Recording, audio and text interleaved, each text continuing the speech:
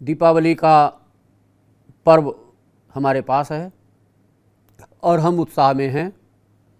धनत्रयोदशी है, नरक चतुर्दशी है, दीपावली है, अन्नकूट हैं और भ्रातृ द्वितीया जिसे भाई दूज कहते हैं वह है। आपको भी पता ही होगा, सब जगह चर्चाएं चल रही हैं। 18 तारीख को दोपहर बाद, यानी 18 तारीख का मतलब है शनिवार दोपहर बाद त्रयोदशी लग जाएगी। धन त्रयोदशी का मतलब है कि प्रदोष काल में हमको त्रयोदशी मिलनी चाहिए। तो प्रदोष काल व्यापिनी 18 तारीख को त्रयोदशी है, कल है और शनिवार का दिन है। और प्रदोष काल में ही हम धनदा लक्ष्मी का पूजन, धन्वंतरी जी का पूजन और यमराज का पूजन, और चूँकि धन त्रयोदशी है तो हम कुबेर पूजन भी करते हैं। ये निश्चित है। हम लोग दिल्ली के निवासी हैं। दिल्ली का हमारा जो तिथि का मान है, सूर्योदय है, सूर्यास्त है, उसके अनुसार दोपहर 12 बजे के बाद त्रयोदशी आ जाएगी और हम धन त्रयोदशी का पर्व अपना 18 तारीख में मनाएंगे। जो शर्तें हैं उनके अनुसार वो कल ही हमारा उपयुक्त पर्व पड़ता है। उदया तिथि में त्रयोदशी परसों आएगी, इतवार में आएगी, 19 में आएगी, लेकिन वो प्रदोष व्यापिनी नहीं होने के कारण हम 18 तारीख में ही सबके सब मनाएंगे। और ये पूरे भारतवर्ष में होना चाहिए, क्योंकि इतना बड़ा अंतर तिथियों में नहीं हो सकता कि कहीं त्रयोदशी प्रदोष तक चली जाएगी। हाँ, वो बात अलग है कि प्रदोष से पहले अगर प्रदोष को थोड़ा भी टच कर जाती है तिथि, तो वो तिथि की मान्यता हो जाती है। तो इसलिए क्योंकि वो नहीं जा रही है, 12 साढ़े 12 बजे लग जाती है त्रयोदशी, सूर्यास्त तो बहुत दूर है, तो इसलिए 18 तारीख में ही हम धन त्रयोदशी या धनतेरस कहते हैं मनाएंगे।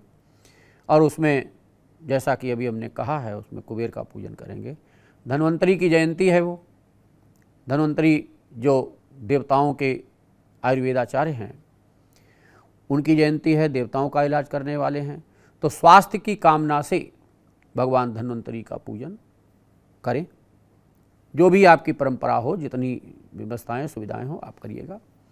और उसी में धनदा लक्ष्मी का भी हम पूजन करेंगे। दीपमाला वाली बात तो हम अमावस्या में करेंगे, लेकिन दीपक तो जलेगा, इसमें भी धन त्रयोदशी में दीपक जलेगा। और जो हमारी 19 तारीख है, 19 तारीख में शाम को चतुर्दशी होगी। नरकासुर राक्षस का भगवान श्री कृष्ण ने वध किया था, हमें उसकी खुशी होगी कि विपरीतताओं का नाश हो, आतंकियों का नाश हो। वो इस तिथि हमारी यादगार की तिथि है, तो उसमें हम उसमें दीपदान करें। और ये दीपदान सारे के सारे लगभग यमराज से संबंधित हैं। तो इसमें जो नरकासुर जो था, उसमें हमारा दीपदान देने का मतलब ही यही है कि जो नरकासुर है उसके लक्षण हमको कहीं ना आ जाएं, उसका आतंक हमारे में ना आ जाए, हम उससे बचें। और जो यमराज से भयभीत नहीं होता था, यमराज को भी डराने वाला होता था नरकासुर, और मनमाना करता था कि हमारा कोई भय नहीं है, लेकिन अंत तो सभी का है। भगवान श्री कृष्ण का प्राकट्य होना और उनके द्वारा उसका वध किया जाना, धरती माता को भार से थोड़ी राहत मिलना। तो उस दिन चतुर्मुख, 4 मुख का दीपक, चारों दिशाओं में जलने वाला दीपक हम धन्वंतरी के भी दिन जलाएंगे और हम नरक चतुर्दशी के दिन भी जलाएंगे, दोनों ही दिन। और उसमें सीधा ये प्रार्थना करें कि जो यमराज से होने वाली जो यातनाएं हैं वो हमें न मिलें, हमारे अंदर ज्ञान पैदा हो। जैसे ये दीपक का प्रकाश हो रहा है, ऐसे हमारी आत्मा में प्रकाश हो, सही गलत का हम निर्णय ले सकें। और वो कार्य हम न करें जिससे हमको यमराज की नगरी में जाना पड़े। हम स्वर्ग जाएं, हमारे हटने के बाद लोग हमको रो रो के याद करें। ऐसा न हो कि हमारा मरना हो, दुनिया से जाना हो और लोगों की तालियां बजना हो। लोग खुश हो जाएं कि चला गया धरती का भार। ऐसा जीवन हमारा ना हो, हम प्रकाशित हों, हम अनुकरणीय अपना जीवन जिएं। तो 19 तारीख में हम नरक चतुर्दशी मनाएंगे और 18 तारीख में हम धनत्रयोदशी मनाएंगे। 20 तारीख की जो बात चल रही है, बड़ा असमंजस की स्थिति है, क्योंकि हमारे धर्म सिंधु और निर्णय सिंधु कार जो कहते हैं, उनका कहना ये है कि जब अमावस्या अगर 2 दिन प्रदोष को टच कर रही हो, 2 दिन अगर प्रदोष को टच करती है, प्रदोष व्यापिनी अगर हो जाती है, तो बाद में जो प्रदोष व्यापिनी है अमावस्या, उसमें हमें लक्ष्मी पूजन करना चाहिए। अब उसमें एक असमंजस की स्थिति ये आ गई कि हमारे दिल्ली के पंचांग के अनुसार अमावस्या 20 तारीख में 3:45 बजे लगती है और 21 तारीख में वो 5:54 तक जाती है और 21 तारीख में सूर्य का जो अस्त है वो 5:42 पर होता है। अब 5:42 पर सूर्यास्त हो रहा है 21 तारीख में। उसके बाद मात्र 10 मिनट हमको अमावस्या मिल रही है। तो जो हमारे ग्रंथों ने कहा कि अगर प्रदोष को, प्रदोष क्या है?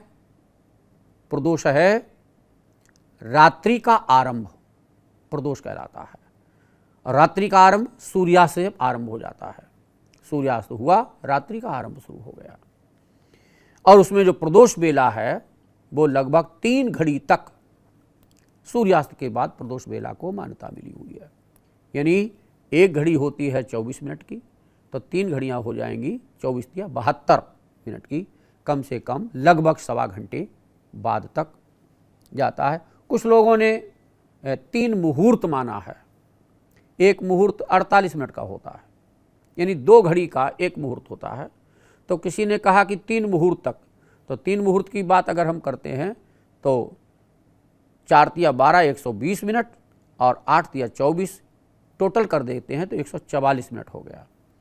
तो ये लगभग 2.5 घंटे के आसपास ये जाता है समय। तो चाहे वो 72 मिनट का हो और चाहे वो 144 मिनट का हो, सूर्यास्त के बाद वहाँ तक प्रदोष की मान्यता होती है। अब ये मात्र 10 मिनट ही हमको मिल पा रही है, यहाँ थोड़ा असमंजस हो जाता है, वह निर्णय लेने की क्षमता नहीं रह पा रही है। और पंचांगकारों में जो पश्चिमी पंचांगकार हैं, उन्होंने प्रदोष को टच करती हुई तिथि अमावस्या 21 तारीख में मानकर उन्होंने कहा है कि पूजन करेंगे। लेकिन अधिकतर लोगों के जो मन में भरा होता है कि अमावस्या रात्रि में हमको मिलनी चाहिए, निशीत बेला में अमावस्या मिलनी चाहिए। तो ऐसे लोगों की तादाद ज़्यादा है और शास्त्र की बात को शिरोधार्य एकदम करें लोग, ये न कभी हुआ था और न हो पा रहा है, न होगा। क्योंकि हमारे देश में, हम उसे भेड़ चाल नहीं कहेंगे, लेकिन अधिक संख्या जिनका समर्थन करती है, लोग उनका करेंगे। हमारा जो अपना है, चाहे वो शास्त्रीय माना जाए या अशास्त्रीय माना जाए, जहाँ असमंजस की स्थिति है कि 20 में भी अमावस मिल रही है और 21 में हमको अमावस मिल रही है मात्र सूर्यास्त के बाद 10 मिनट तक। काश कहीं अगर 25 मिनट, 30 मिनट, 40 मिनट, घंटे 2 घंटे अगर मिल जाती तो निश्चिंत होकर के कहा जा सकता था कि 21 तारीख में दीपावली का पूजन होगा, चाहे वो रात्रि निशीत काल में अमावस्या हो या ना हो, उसकी व्यापकता वहाँ तक मानी जाएगी। ऐसे में थोड़ा सा असमंजस है। हम तो ये कहेंगे कि 20 तारीख भी मान्य है, क्योंकि इसमें हमको लगातार वो मिलेगी। हाँ, एक पक्ष जो हमारा आता है कि पितृपूजन के बाद दीपावली मनाई जाती है, ये जो कट्टरता की बात है कि पितरों का सम्मान करते हुए हम दीपमाला मनाएंगे, ये तो हमें 21 में ही मिलेगा, क्योंकि दिन में मध्याह्न काल में अमावस्या 21 में होगी और 20 तारीख में 3:45 बजे शाम के टाइम अमावस्या लगेगी। तो मध्याह्न बेला तो पितरों की बेला तो खत्म हो गई, तो वहाँ हम पितरों का पूजन नहीं कर पाएंगे, हम केवल लक्ष्मी का पूजन करेंगे। जो लोग इस बात से सहमत होंगे कि हम पितृ पूजन के बाद सूर्यास्त के बाद तक व्यापक अगर हमें अमावस्या मिलती है तो हम लक्ष्मी पूजन उस दिन करेंगे जो प्रदोष को टच करेगी। और यदि हम पितरों के पूजन का ज़्यादा महत्व नहीं देते हैं तो वो पूजन 20 तारीख में मान्य होगा। संख्या ज़्यादा 20 तारीख के समर्थन में है। आपका पंचांग, जहाँ का पंचांग जैसा समर्थन दे रहा हो आप वैसा करें। ये निश्चित है कि 20 तारीख में पूजा करने वालों की संख्या ज़्यादा होगी। जैसा पिछली वर्ष भी यही हुआ था कि जो शास्त्रीय परंपरा वाले थे वो बिरले रह गए, वो कम रह गए, और बहुमत वाले पहले दिन हो गए। तो हम तो यही कहेंगे कि दोनों ही पक्ष मान्य हैं, हम तो दोनों ही दिन कर लेंगे। जहाँ असमंजस की स्थिति है हम 20 में भी करेंगे और हम 21 में भी कर लेंगे। हाँ, इतना भी एक आता है कि प्रदोष बेला मिल जानी चाहिए। प्रदोष बेला हमको उस दिन अमावस में नहीं मिलेगी 21 तारीख में, वो मेष लग्न में ही अमावस खत्म हो जाएंगी। पर प्रदोष को टच कर रही है, इसलिए हमारे पंचांगकार जो ज्योतिषकार हैं उनका कहना होता है कि पूरे दिन व्यापक रहेगी और सूर्यास्त को भी टच करेगी, तो उस दिन भी पूजा करने में कोई दिक्कत नहीं है।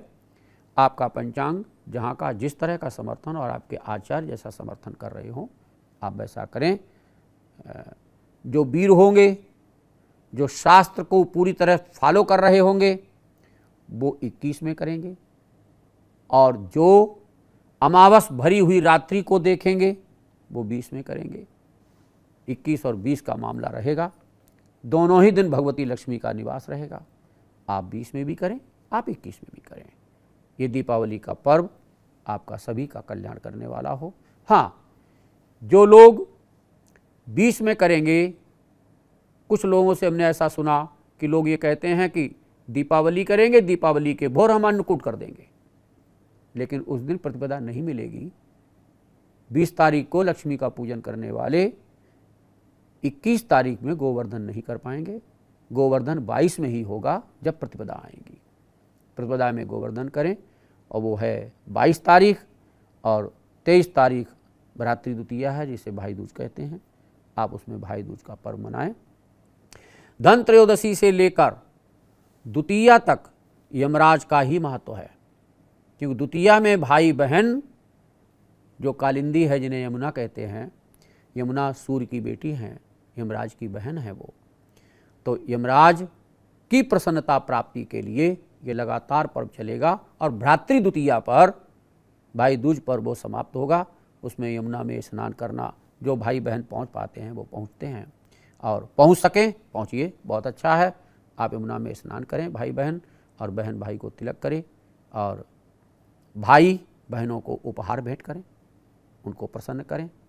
आपका ये 5 दिन का जो पर्व है, 5 पर्वों का जो समूह है, आपका सभी का कल्याण करे। हरि ओम तत्सत, हरि ओम तत्सत, हरि ओम तत्सत। ओम।